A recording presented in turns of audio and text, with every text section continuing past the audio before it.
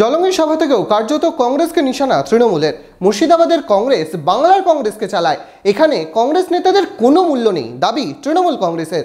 যদিও এ নিয়ে তৃণমূলকে বিদ্ধে ছাড়ছে না কংগ্রেসও। Enjoy the beats with DJ Mishti from Kolkata, now at Murshidabad's only discotheque Ignition at Golden Retreat, Bohormpur Shilpo Taluke Golden Retreat, luxury 4-star hotel with upcoming club facility. ডোমকলের পর জলঙ্গি সভা থেকেও কার্যত কংগ্রেসকে নিশানা তৃণমূলের। প্রার্থী ঘোষণা হতেই প্রচারে নেমে পড়েছেন তৃণমূল প্রার্থী আবু তাহের খান। সোমবার বিকেলে জলঙ্গির জোরতলায় কর্মী সভা করে তৃণমূল। সেখানেই প্রার্থীকে পাশে নিয়ে জেলার কংগ্রেস নেতৃত্বকে তোপ দাগেন জেলা তৃণমূল সভাপতি। তার দাবি, মুর্শিদাবাদের কংগ্রেস বাংলার কংগ্রেসকে চালায়, এখানে কাউকে দায়িত্ব দিলে কাজ করতে দেয় না। আমি বলি পশ্চিমবঙ্গ প্রদেশ কংগ্রেস নয়, মুর্শিদাবাদ প্রদেশ কংগ্রেস। কেন বলি এ কথা? আমাকে মুখ্যমন্ত্রী সভাপতি করেছে, আমাকে দেখতে পান আপনারা সবাই। মুর্শিদাবাদ জেলার কংগ্রেসের সভাপতিকে কেউ দেখেছেন?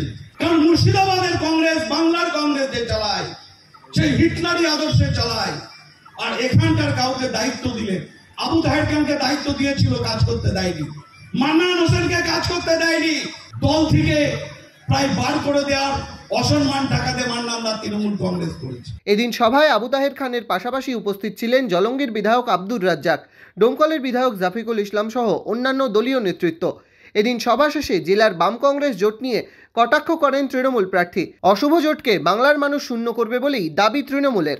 পশ্চিমবঙ্গ বিধানসভায় সেই দুটো দলকেই নীল করে দিয়েছিল, তো এবারেও যে অশুভ আঘাত হবে, যাই শক্তিশালী হোক না কেন, বাংলার মানুষ তার জবাব দিয়ে তাদেরকে নীল করে অন্তত নাকে ঝাওয়া ঘষে দেবে বাংলার মানুষ, আমরা নিশ্চিত।